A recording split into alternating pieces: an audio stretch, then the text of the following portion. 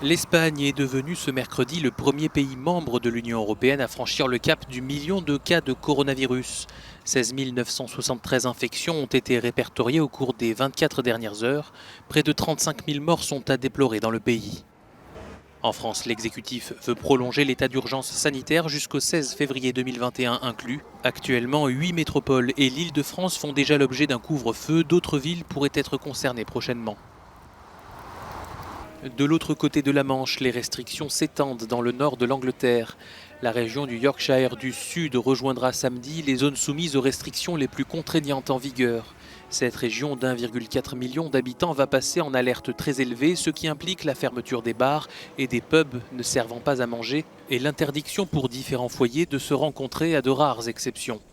En parallèle, l'aéroport le plus fréquenté de Londres, Heathrow, a commencé à mettre en place des tests salivaires avec des résultats connus en 1 heure.